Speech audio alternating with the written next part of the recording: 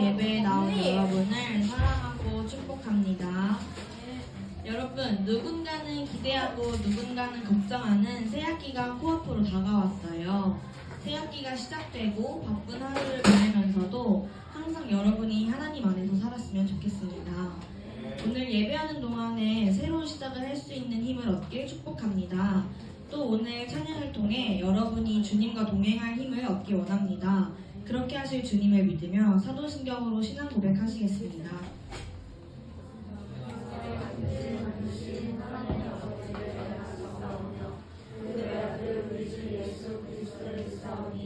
이는 성령으로 잉태하사 동정녀 마리아에게 하시고 본디오 빌라도에게 고난을 받으사 십자가에 못 박혀 죽으시고 장사한 뒤 사흘 만에 죽은 자 가운데서 다시 살아나시며 하늘에 오르사 전능하신 하나님 은혜에 앉아계시다가 저리로서 산자와 죽은 자를 심판하러 오시리라.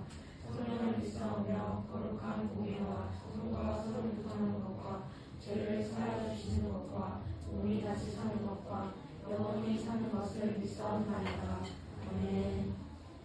우리 지금 이 시간 박수치며 주를 찾는 모든 자들이 찬양하시겠습니다.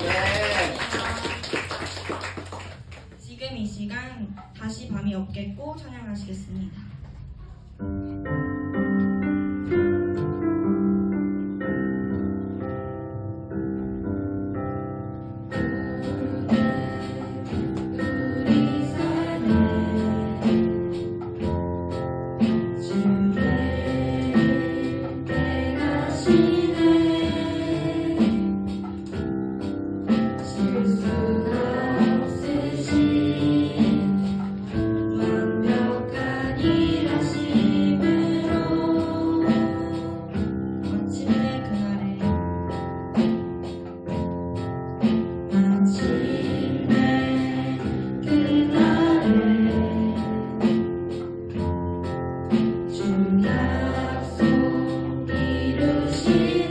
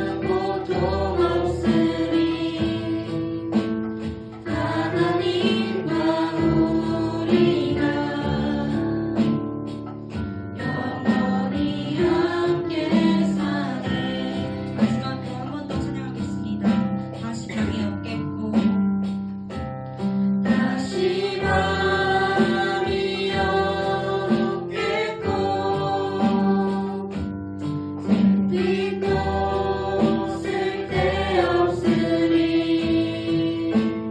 하나님이 우리의 영원한 빛 되시네. 다시 눈물 없겠고 다시 눈물 없겠고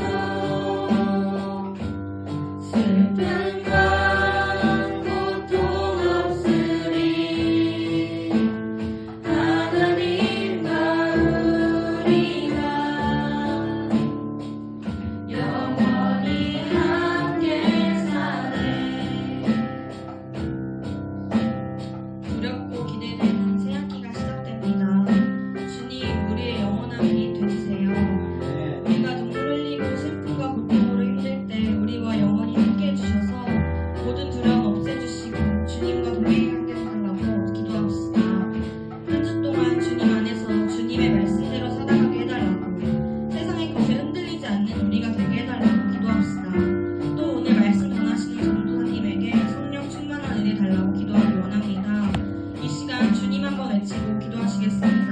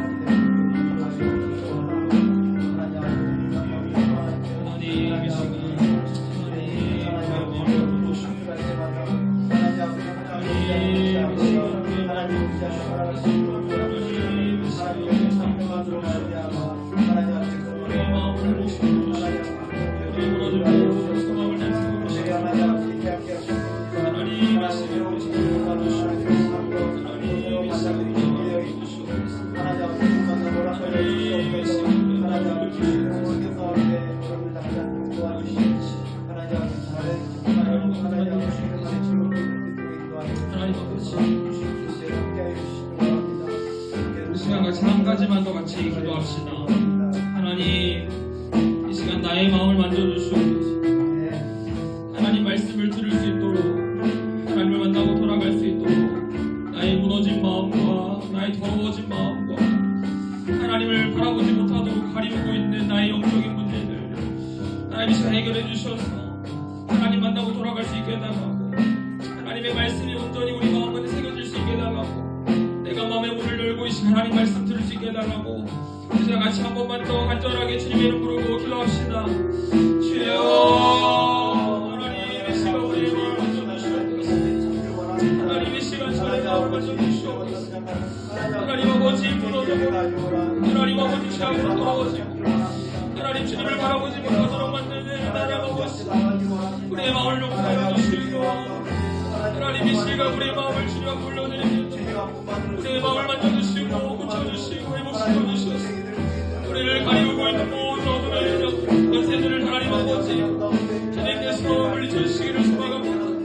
하나님 아버지 이 시간 우리의 마음 가운데 찬송하라 하여 주시고 우리의 마음을 위로하여 주셔서 하나님의 말씀이 온전히 새겨질 수 있도록 하나님 은혜를 더하여 주시옵소서. 하나님 우리의 마음을 주님께 올려드립니다. 우리의 마음을 하나님 받아주시고 우리의 마음이 하나님 아버지의 마음에 문제 걸릴 수 있도록 하나님 이 시간 이 자리에 임재하여 주시고 우리 친구들의 마음 하나하나를 만져주셨습니다. 주님께서 소리내실 때 우리 친구들이 마음을 열고 주님을 영접하고 주님을 초대하는 시간 될 수 있도록 하나님 축복하여 주시옵소서. 이 예배 가운데 인정해 주시고 함께하여 주시옵소서. 하나님 아버지 감사합니다. 오늘도 우리 이 자리 가운데 불러주셔서 또 함께 주님을 예배하는데 우리가 또 다친 마음으로 이 자리에 나왔다면 이 시간 우리의 마음의 문을 열어주셔서 하나님의 말씀을 온전히 새기고 돌아갈 수 있도록 도와주시옵소서. 아멘. 특별히 또 우리를 가리우고 있는 또 어둠의 권세들 가운데 빛 대신 하나님을 의지합니다. 하나님 아버지 이 시간 우리가 하나님과 영원히 함께 사는 그 영생의 기쁨을 누리게 하셔서 우리 인생이 아무리 힘들고 어려워도 그것이 밤이 아니라 하나님과 함께 사는 영원한 기쁨임을 오늘 이 시간 깨닫고 돌아갈 수 있도록 축복하여 주시옵소서. 특별히 주를 찾습니다.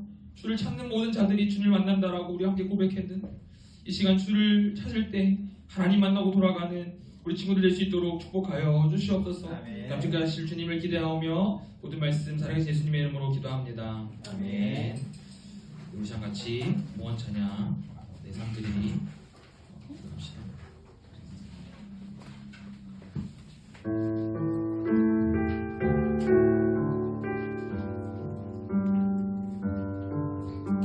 소망 없는 내 삶에 새 생명 허락하시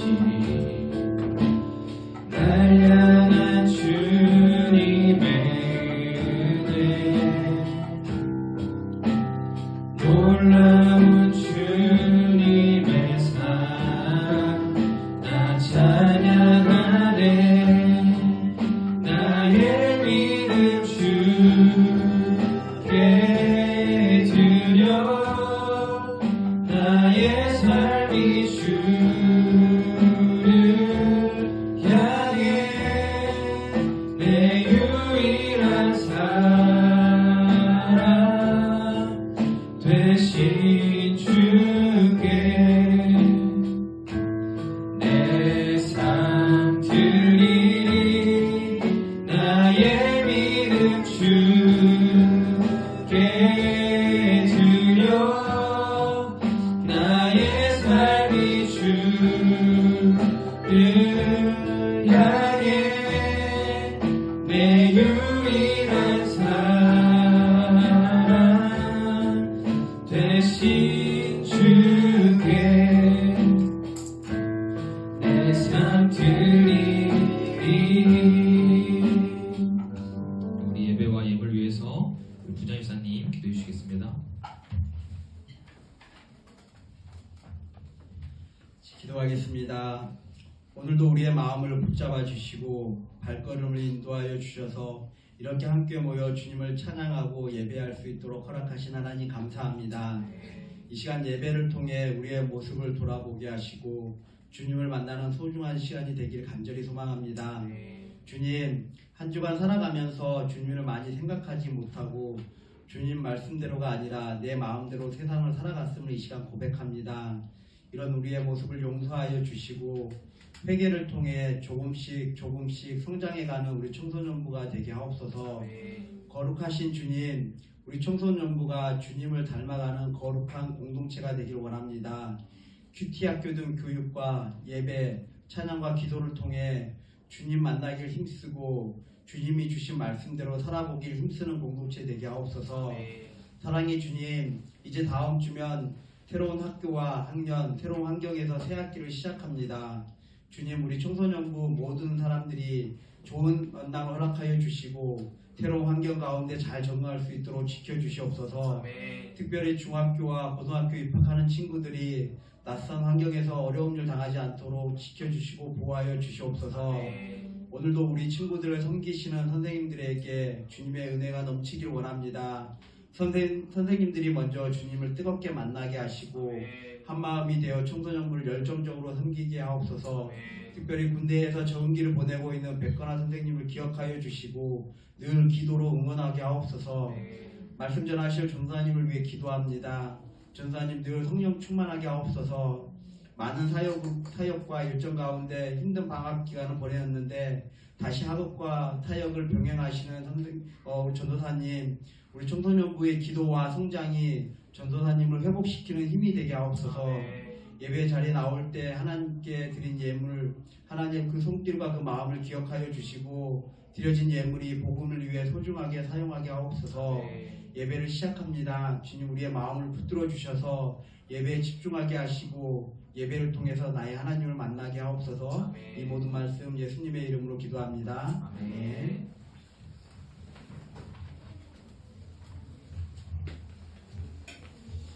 네, 우리 오늘 함께 볼 하나님 말씀 마가복음 8장 27절부터 38절까지 말씀입니다.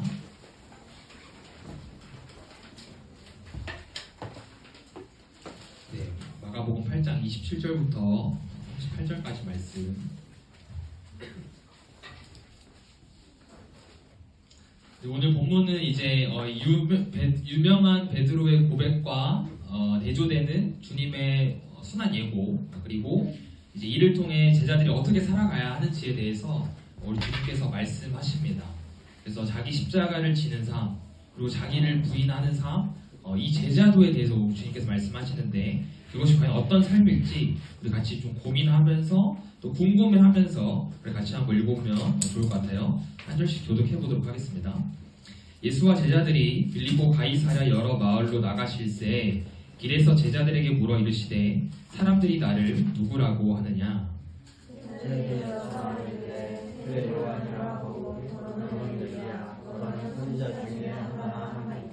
또 물으시되 너희는 나를 누구라 하느냐? 베드로가 대답하여 이르되 주는 그리스도시니이다 하매 인자가 많은 고난을 받고 장로들과 대제사장들과 서기관들에게 버림바 되어 죽임을 당하고 사흘 만에 살아나야 할 것을 비로소 그들에게 가르치시되 듣고 이 말씀하시니 베드로가 예수를 들고 흥명하매 예수께서 돌이키사 제자들을 보시며 베드로를 꾸짖어 이르시되 사탄아 내 뒤로 물러가라 내가 하나님의 일을 생각하지 아니하고 도리어 사람의 일을 생각하는도다 하시고 우리가 제자들을 불러 이르시되 누구든지 나를 따라오려거든 자기를 부인하고 자기 십자가를 지고 나를 따를 것이나 누구든지 자기 목숨을 구원하고자 하면 잃을 것이요 누구든지 나와 복음을 위하여 자기 목숨을 잃으면 구원하리라. 사람이 만일 온 천하를 얻고도 자기 목숨을 잃으면 무엇이 유익하리요? 사람이 무엇을 주고 자기 목숨과 바꾸겠느냐? 누구든지 이 음란하고 죄 많은 세대에서 나와 내 말을 부끄러워하며 인자도 아버지의 영광으로 거룩한 천사들과 함께 올 때에 그 사람을 부끄러워하리라. 아멘. 네, 어제 본문에서 주님은 맹인을 고쳐주셨죠. 본문에서 맹인을 고쳐주셨는데 그 맹인을 고쳐주신 곳은 이 베세다라는 지역이었어요. 어제 큐티 다 했죠, 우리 친구들? 베세다? 우리 가연이 조금 좀 끄덕끄덕하던데 베세다 맹인이었어요. 그리고 오늘 이 사역의 무대가 또다시 전환됩니다. 어디냐면요, 주님께서는 베세다를 떠나서 이 빌립보 가이사랴로 이동하세요. 이 빌립보 가이사랴는요 황제의 도시라고 불립니다. 왜 황제의 도시라고 불렸냐면 이 로마 황제였던 가이사 아우구스투스, 이 로마 황제가 헤롯 왕에게 그 빌립보 지역의 성읍을 줬어요. 그래서 헤롯 왕 시절에 이 헤롯이 너무 감사해서 아우구스투스를 위한 성읍을 건축을 합니다. 그리고 나서 그 헤롯 왕의 아들 빌립 2세, 이 빌립 2세가 누구냐면요, 우리 헌신금요기도회 때 나왔던 헤로디아 기억하나요? 헤로디아의 딸과 결혼한 사람이 바로 이 빌립 2세예요. 그래서 이 빌립 2세가 이 도시를 다시 재정비하고 재건축합니다. 이 빌립 2세가 이 건축에 상당히 관심이 많았다고 하네요. 그래서 이 빌립 2세가 이 도시를 아버지에게 줬던 그 황제 가이사 아우구스투스를 기리며 그 아우구스투스를 위한 아우구스투스를 숭배하는 신전을 만들어요. 그래서 그 지역 이름까지 어떻게 하냐면 황제 가이사의 이름을 따서 빌립보 가이사랴라고 한 거예요. 이런 역사적 배경 때문에 빌립보 가이사랴를 사람들은 황제의 도시라고 불렀습니다. 이 황제의 도시 빌립보 가이사랴에 주님이 들어오신 거예요. 들어오셔서 제자들에게 가장 먼저 하셨던 질문이 뭐예요? 우리 27절 말씀, 우리 성경책을 보고 27절 말씀 같이 한번 읽어봅시다. 시작. 예수와 제자들이 빌립보 가이사랴 여러 마을로 나가실새 길에서 제자들에게 물어 이르시되 사람들이 나를 누구라고 하느냐? 주님께서 처음 물어보셨던 질문은 사람들이 나를 누구라고 하느냐였어요. 여기에서 사람들은 누구를 가리켜요? 이 빌립보 가이사랴에 사는 사람들을 말하죠. 그래서 사실 이 질문의 타이밍이 조금 아리송해요. 주님께서 이 질문을 하시려고 한다면 원래는 언제 하시는 게 맞아요? 지금이 아니라 유대 갈릴리 지역에 계실 때 하시는 게 맞죠. 왜요?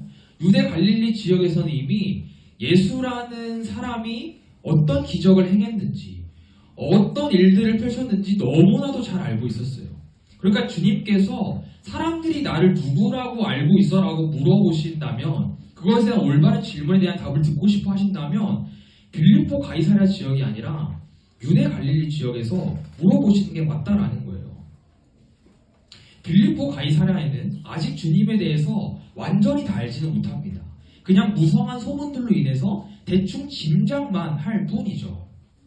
그러니까 이 질문은 사실 오늘 빌립보 가이사랴에서보다는 유대 갈릴리 지역에 있을 때 더 잘 어울리다는 거예요. 그렇다면 주님께서는 굳이 어울리지도 않는 이 타이밍에 왜 이 질문을 하셨을까요? 주님께서 이 질문을 통해서 아첨하는 말을 듣고 싶으신 것이 아니었어요. 오늘 28절을 보면 누구는 엘리야, 누구는 선지자, 누구는 세례 요한이라고 해요 라고 하는 이 대답은 사실은 아첨하는 발언에 가깝다고 볼 수 있어요. 왜 그러냐면 당시 세례 요한, 엘리야, 선지자 같은 존재는 유대인들이 아주 존경하는, 유대인들이 아주 닮고 싶어하는 아주 우러러보는 그런 존재였어요. 그러니까 마치 주님도 그러한 존재라고 그렇게 좀 아첨하는 듯한 뉘앙스라는 거예요. 주님께서는 그런 이야기를 듣고 싶어서 이 질문을 하신 게 아니었다는 거예요. 그래서 사실 이 질문에 대한 답은 중요하지 않습니다. 이 질문의 의도는요, 바로 이거 컴퓨터 한번 끌게죠. 질문의 의도는 다음 질문을 위한 예비 질문이었을 뿐이에요. 답을 듣기 위해서가 아니라 예수님께서 다음 질문을 하기 위해서 이 질문을 사용하셨다라는 거예요. 자, 그럼 27절 다음에 하셨던 질문은 29절 상반절에 나오는데 우리 29절 상반절도 성경 보면서 같이 한번 읽어봅시다. 시작. 또 물으시되 너희는 나를 누구라 하느냐. 주님께 제자들에게 물으세요. 그러면 너희는 나를 누구라고 생각해? 그다음 베드로가 뭐라고 답해요? 29절 하반절 베드로가 대답하여 이르되 주는 그리스도시니이다 하매. 베드로가 소위 인생 고백을 하죠. 마태복음에서는 이와 똑같은 고백으로 주는 그리스도시요 살아계신 하나님의 아들이시니이다 라고 합니다. 여기 마가복음에서는 주는 그리스도십니다 라고 해요. 자, 그럼 이 그리스도가 무슨 뜻일까요? 그리스도는 하나님의 기름 부음 받은 자, 즉 메시아를 말해요. 메시아. 구약에서 말하는 그 메시아, 우리를 구원할 메시아라는 의미예요. 베드로의 이 고백이 성경에서 가장 위대한 고백 중 하나로 꼽히는 이유가 바로 이 때문입니다. 베드로는 주님이 메시아임을 고백했어요. 우리의 구원자, 우리의 통치자임을 고백했어요. 그런데 이 대답을 들은 주님의 반응이 우리의 예상과는 조금 다른 것 같아요. 30절을 보세요. 이에 자기의 일을 아무에게도 말하지 말라 경고하시고. 주님께서는 베드로의 이 고백을 들으시고 아무에게도 이 이야기를 하지 말라고 경고하세요. 좀 이상하지 않나요? 주님께서 베드로의 고백을 들으시고 기뻐하셔야 하지 않나요? 오히려 베드로에게 칭찬해 주셔야 되지 않나요? 아, 너가 이제 드디어 나를 좀 잘 알았구나. 아, 너가 이제 좀 내 제자답구나. 아, 역시 너 너무 훌륭하다. 라고 그렇게 격려해 주시고 칭찬해 주셔야 하지 않나요? 물론 마태복음에서는 베드로의 이 고백을 들으시고 주님께서 베드로를 교회의 반석으로 세워주시겠다라는 아주 엄청난 칭찬과 약속을 해주십니다. 그런데 오늘 마가복음에서는 왜 그 칭찬의 내용은 생략되고 주님의 이 아무에게도 말하지 말라고 했던 그 말씀, 이 반응이 기록되었을까요? 그 이유가 뒤에 나오는데 우리 먼저 31절 말씀 같이 한번 읽어봅시다. 자, 시작. 인자가 많은 고난을 받고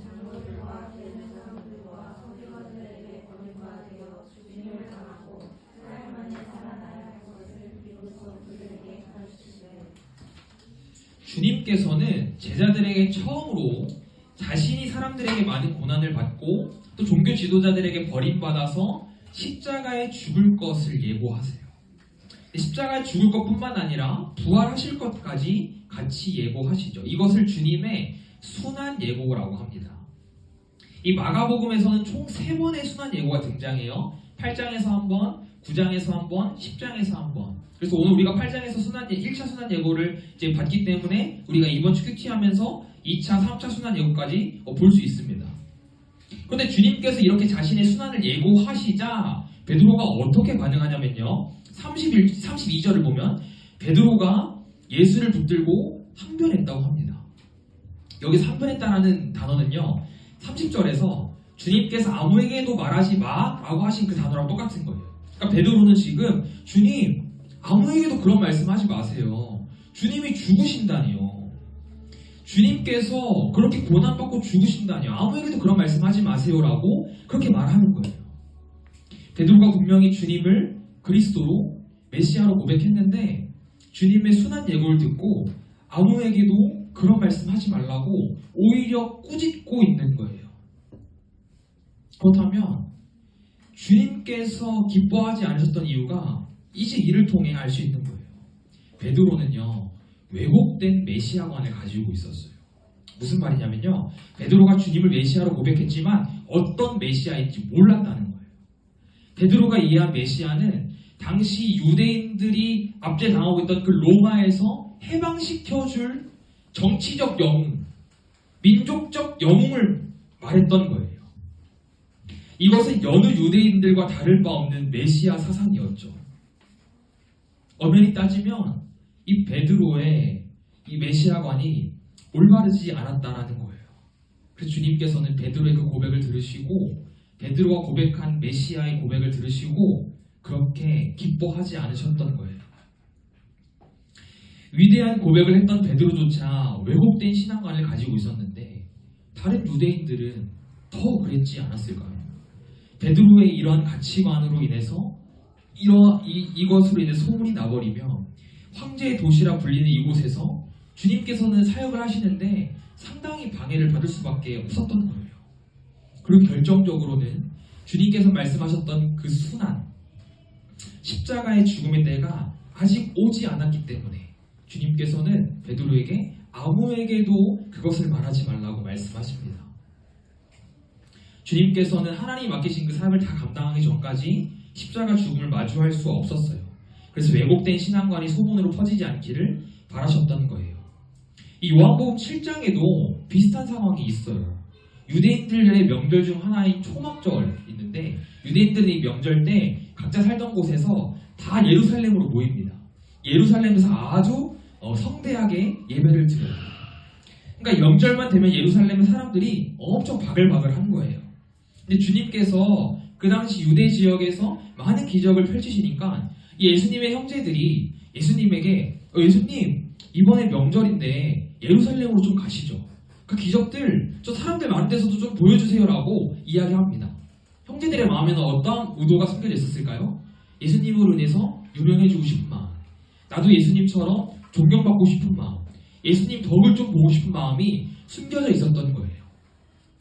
그래서 예수님께서는 이렇게 말씀하시죠. 우리 요한복음 7장 8절 같이 한번 읽어봅시다. 시작. 너희는 명절에 올라가라. 내 때가 아직 차지 못하였으니 나는 이 명절에 아직 올라가지 아니하노라. 주님께서는 내 때가 아직 차지 않았다고 말씀하셨어요. 여기에서 내 때 역시 주님께서 마주하게 될 십자가 죽음이죠. 그러니까 주님은요 매 순간 철저히 하나님 뜻대로 사셨다는 거예요. 주님께서 신적 권위를 가지고 계신다고 해도 하나님께서 예비하신 때 하나님께서 맡기신 사명 외에는 절대 어떠한 순간에도 하나님보다 앞서지 않으셨어요. 철저하게 하나님께 순종하며 살아가셨습니다. 그래서 주님께서는 자신에게 항변하는 베드로에게 이렇게 말씀하시는 거예요. 33절을 보세요. 예수께서 돌이키사 제자들을 보시며 베드로를 꾸짖어 이르시되 사탄아 내 뒤로 물러가라. 내가 하나님의 일을 생각하지 아니하고 도리어 사람의 일을 생각하는도다 하시고 주님께서 꽤나 강하게 말씀하시죠. 베드로에게 사탄아 물러가라 라고 말씀하십니다.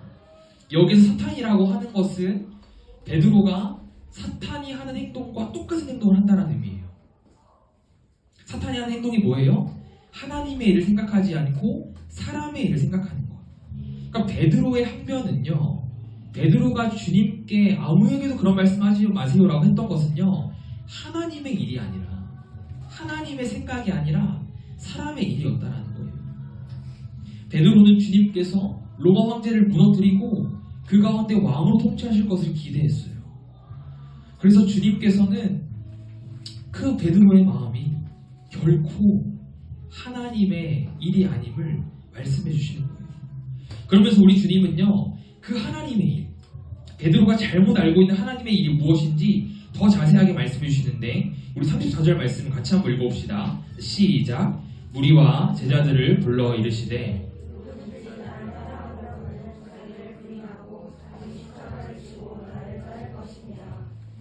하나님의 일은요 3가지 행동을 요구합니다. 먼저 자신을 부인해야 돼요. 자신을 부인하는 것은요 욕망을 버리고 하나님의 일에 헌신하는 거예요. 자신의 욕망을 버리고 하나님의 일에 헌신하는 거. 그리고 자기 십자가를 진다는 것은요 하나님의 일을 위해 부름받은 제자로서 감당해야 할 사명에 순종하는 것을 뜻합니다. 그리고 이러한 삶의 자세를 통해 주님을 따라가는 것이 바로 하나님의 일이라고 주님께서 오늘 말씀하고 계세요. 그러니까 주님께 대조하시는 하나님의 일과 사람의 일을 정리하면요 하나님의 일은요 사람들의 구원을 위해 고난의 길을 걸어가는 것이고요 사람의 일은 예수님께서 고난을 피하고 영광스러운 왕이 되어서 제자들도 그 세상의 영광을 누리는 게 바로 사람의 일이라는 거예요. 그리고 이것을 더 쉬운 말로 설명을 해주시는데 35절 말씀 같이 한번 읽어봅시다. 시작. 누구든지 자기 목숨을 구원하고자 하면 잃을 것이요 누구든지 나와 복음을 위하여 자기 목숨을 잃으면 구원하리라. 이것과 비슷한 거 어디서 들어본 적 있지 않나요 우리 친구들? 필생즉사 필사즉생 들어봤나요? 필사즉생 필생즉사죠. 반드시 죽고자 하면 살 것이요 반드시 살고자 하면 죽을 것이요. 누가 얘기했죠 이거? 그렇죠 이순신 장군님. 근데 사실 이 명언은 우리 주님이 먼저 하신 겁니다. 이순신 장군님이 따라한 거예요. 여러분 알았죠? 그래서 잘 기억하시기 바랍니다. 주님께서는 말씀하시는 거예요. 자기 목숨을 얻고자 하면 너네 다 잃어버릴 거야. 그런데 너희가 나와 복음을 위해 목숨을 잃어버리면 너희는 결국에는 구원을 얻을 것이다. 결국요 정녕 어떻게 돼요? 사람의 일을 하는 자들은요 얻는 모든 것을 잃어버리게 될 거예요. 그런데 하나님의 일을 하는 자들은요 설령 목숨을 잃어버리게 된다 하더라도 구원을 얻게 되는 줄 믿습니다. 36절을 보면요 사람이 만일 온 천하를 얻고도 자기 목숨을 잃으면 무엇이 유익하겠느냐라고 주님이 물으시는 거예요. 너희가 모든 것을 다 얻어도 사람의 일을 하면 다 잃어버릴 건데 너네 온 천하 얻고도 목숨 잃어버리면 너희에게 그게 무슨 유익이야? 너희에게 그게 무슨 자랑이야? 라고 주님이 물으시는 거예요. 사랑하는 여러분, 여러분은 지금 사람의 일을 하며 살아가고 있나요? 아니면 하나님의 일을 하며 살아가고 있나요? 우리는 나의 목숨을 얻기 위해서 사람의 일을 할 때가 더 많이 있는 것 같아요. 전도사님도 그랬습니다. 전도사님이 대학교 다닐 때 장학금이 필요했기 때문에 장학금을 받아야만 많은 큰 빚을 지지 않고 학업을 할 수 있었기 때문에 장학금 너무나도 간절했어요. 장학금 필요하니까 어떻게 해요? 공부를 하는데 그 공부를 하는 목적이 하나님의 영광이 아니라 장학금을 받기 위한 것이 되어버리는 거예요. 장학금 때문에 기도했고 장학금 때문에 말씀 받고 장학금 때문에 큐티 받고 장학금 때문에 신앙생활 했어요. 내가 그거 안 하면 장학금 못 받을까 봐. 이게 바로 우리가 나의 목숨을 얻기 위해 사람의 일을 하는 것 아닌가요? 우리는 문제 앞에서 사람의 일을 선택하고 사람의 일을 위해서 기도할 때가 많아요. 그런데 이것은 오늘 주님께서 말씀하시는 올바른 삶, 하나님의 일을 하는 사람의 삶이 아니라는 거예요. 그러니까 즉 제자의 삶이 아니라는 것이죠. 그럼 제자의 삶이 무엇일까요? 하나님의 일을 하는 것, 자기 십자가를 지고 자기 부인하는 것 알겠는데 그렇다면 더 구체적으로 제자의 삶이 무엇일까요? 전도사님이 이 제자의 삶을 어떻게 나눠야 될까? 제자의 삶이 무엇일까 고민을 하다가 찬양이 하나 떠올랐어요. 어떤 찬양이냐면 청년의 기도라는 찬양이에요. 우리 이따 같이 결단 찬양 할 텐데 이 청년의 기도의 가사에는 이렇게 기록되어 있습니다. 만일 재물보다 더 복음을 선택하고 화려한 길 아니라 진리의 길을 걷는 삶. 불의로 얻는 복은 당당히 포기하고 하나님 보시기에 정결한 그릇이 되는 삶. 이 땅에 날 보내신 하나님의 뜻대로 주영광 위에 사는 나의 삶. 그래서 우리가 이 시절을 지나갈 때 주님의 뜻대로 하나님을 예배하며 복음을 전하는 삶이 바로 우리가 살아가야 하는, 그리고 오늘 주님이 우리에게 말씀하시는 제자의 삶임을 전사님이 깨닫게 되었어요. 내가 조금 손해보더라도, 내가 조금 불편하더라도, 내가 조금 고난을 겪더라도 나를 통해 복음이 전해지고 그리스도가 알려지는 삶, 그것이 바로 제자의 삶이라는 거예요.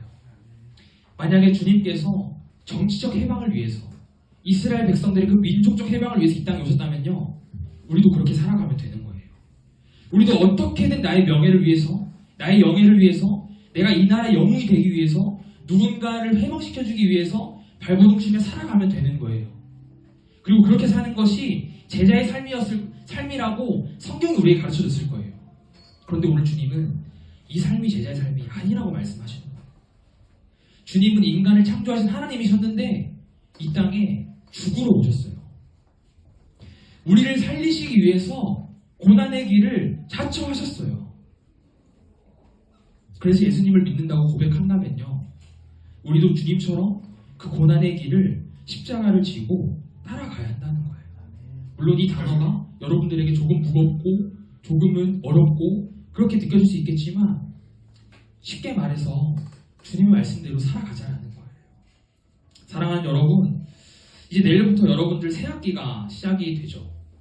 새로운 학교에 입학한 친구들도 있고, 새로운 학년, 또 새로운 선생님, 새로운 친구들을 만날 텐데, 저는 여러분들이 제자답게 살아갔으면 좋겠어요. 사람의 일을 하며, 사람의 생각을 하며 그렇게 살아가는 삶이 아니라 하나님의 일을 생각하며 제자답게 살아갔으면 좋겠어요. 학교 생활을 하다 보면 불편한 일 생길 거예요. 내가 손해보는 일 분명하게 생길 거예요. 내가 정직하지 못하도록 하는 일 반드시 마주할 거예요. 그때마다 여러분들이 잘 살기 위해서 발버둥치지 마시기를 바랍니다. 내가 잘 살기 위해서 신앙생활하지 말고, 내가 잘 살기 위해서 사람의 일을 선택하지 맙시다. 학교에서, 학원에서, 가정에서 여러분들을 불편하게 만들고, 여러분들을 손해보게 만들고, 여러분들을 어렵게 만들고, 여러분들을 하여금 고난의 길을 걸어가게 할 거예요. 그런데 만약에 그것이 하나님의 뜻이라면 순종하고 살아내는 것이 바로 제자의 삶인 줄 믿습니다. 주님께서 이것을 알려주고 싶으셨던 거예요. 베드로는 주님을 고백했고 주님을 그리스도라고 알고 있었지만 왜곡된 메시아관으로 인해서 주님을 온전히 알지 못했어요. 그래서 제자의 삶이 무엇인지 오해하고 있었어요. 그런 베드로에게 주님은 분명하게 말씀해 주시는 거예요. 정치적 영웅을 위해서, 민족적 영웅을 위해서 구하는 메시아가 진짜 메시아가 아니야. 그 메시아를 보고 따라가는 것이 제자의 삶이 아니야. 나처럼 모든 것을 다 버리고 고난을 자처하고 손해보고 불편하더라도 그것이 하나님의 뜻이라며 순종하는 것이 제자의 삶이야 라고 주님께서는 베드로에게 분명하게 말씀하고 계세요. 사랑하는 여러분, 이 가르침은 베드로에게만 국한되지 않고 우리에게도 동일하게 적용되는 줄 믿습니다. 이번 한 주 여러분들 삶 가운데서 불편하고 손해보더라도 그것이 하나님의 뜻이라면, 그것이 하나님이 원하시는 선택이라면 과감하게 선택해서 제자의 삶을 살아내는 저와 여러분의 삶이 되기를 주님의 이름으로 축복합니다. 아멘. 우리 시간 같이 청년의 기도, 우리 결단 찬양 고백하고 같이 기도하도록 하겠습니다. 세션 준비해 주시고 서연이 나와서 주시겠습니다.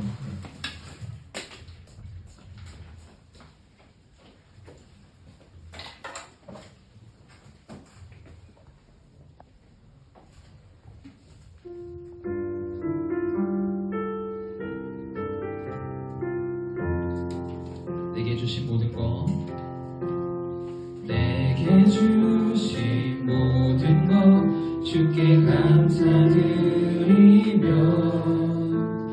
많은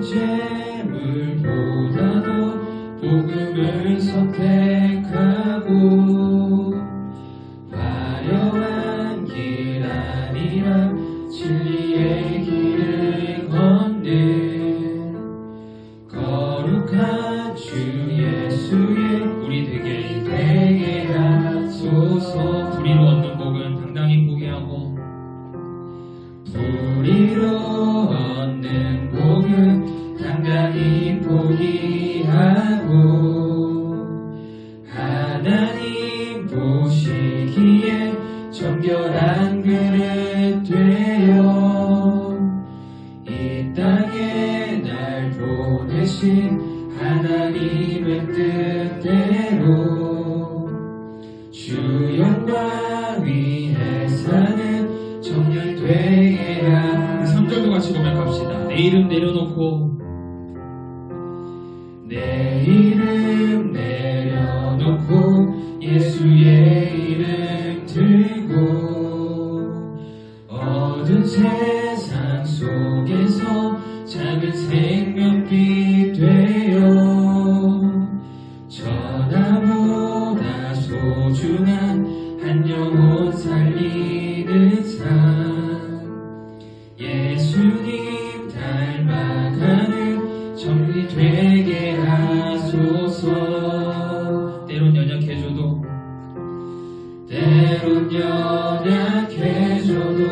방황 않게 하소서. 세상 험한 파도에 낙심 않게 하소서. 청년의 시절 지날 때 날 부르신 주님 뜻대로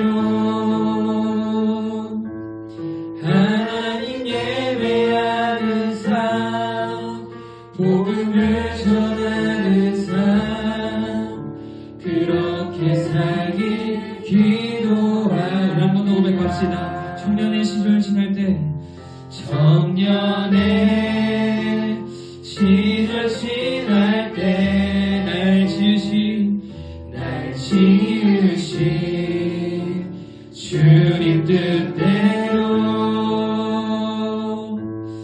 하나님 예배하는 삶 복음을 전하는 삶 그렇게 살길 기도합니다. 우리 같이 한번 기도합시다. 사랑하는 우리 중성 친구들, 여러분이 생각했던 제자의 삶은 무엇이었어요? 여러분들이 생각했을 때 제자라면 어떻게 살아야 하는지에 대해서 어떻게 생각하고 살아왔었나요? 나는 그래도 교회 다니니까 적당히 신앙생활해도 이 정도면 충분하지 않나? 나는 그래도 안 믿는 친구들보다는 낫지 않나? 나 그래도 주일에는 예배 나가는데 이 정도면 잘하고 있는 거 아니야? 미안한데요 여러분, 전혀 그렇지 않아요. 교회 나왔다고 해서 제자가 아니에요. 교회 나와도 하나님의 일보다 사람 일을 선택하면 제자라고 할 수 없어요. 베드로가 그랬잖아요. 아주 멋있게 인생 고백했는데 왜곡된 메시아를 가지고 있어서 주님을 오해했어요. 제자의 삶이 무엇인지 몰랐어요. 여러분, 우리 그렇게 살아가면 안 되잖아요. 우리 이왕 주님 믿는다면 제자의 삶이 무엇인지 제대로 알고 살아가야 하잖아요. 제대로 믿고 걸어가야 하잖아요. 내가 불편하더라도, 내가 손해보더라도 그것이 하나님의 뜻이면 순종하겠다고 결단합시다. 하나님 새로 시작되는 새학기, 내가 모르는 친구들도 있고 모르는 사람들 많을 텐데 그 가운데서 내가 제자답게 살아가겠습니다. 사람의 일 선택하지 않고 사람의 일과 타협하지 않고 하나님의 일 선택하면서 주님처럼 내가 그렇게 내 욕망 다 버리고 하나님께 순종하며 살아가겠습니다. 이제 같이 한번 결단하며 주님의 이름을 간절히 부르며 기도합시다. 주여, 하나님 아버지, 이 시간 우리가 들은 말씀 기억하며 결단하며 나아갑니다. 하나님 아버지, 우리가 어떻게 살아가야 하는지 하나님 아버지, 오늘 주님께서 우리에게 가르쳐주셨는데 하나님 아버지, 우리가 제자의 삶을 살아가야 합니다. 우리가 사람의 일을 선택하는 것이 아니라 내가 교회 다니는 것으로 만족하며 살아가는 것이 아니라 내가 적당히 신앙생활하며 살아가는 것이 아니라 내가 이왕 주님 믿는다면 제자답게 제대로 살아가게 하여 주시옵소서. 내가 이왕 주님 믿는다면 하나님 아버지, 내가 제대로 살아가게 하여 주시옵소서. 내가 그냥 하나님 아버지 뜬비실하게 하나님 아버지, 내가 대충 살아가는 것이 아니라 대충 신앙생활하는 것이 아니라 하나님 아버지, 우리가 올바른 믿음을 가지고 올바른 제자의 삶을 가치관을 가지고 걸어갈 수 있도록 하여 주시옵소서. 하나님 아버지, 우리 친구들 새학기가 시작됩니다. 내가 불편하더라도 내가 손해보더라도 하나님 아버지, 그 사람의 뜻이라면 진정하는 믿음을 주시옵소서.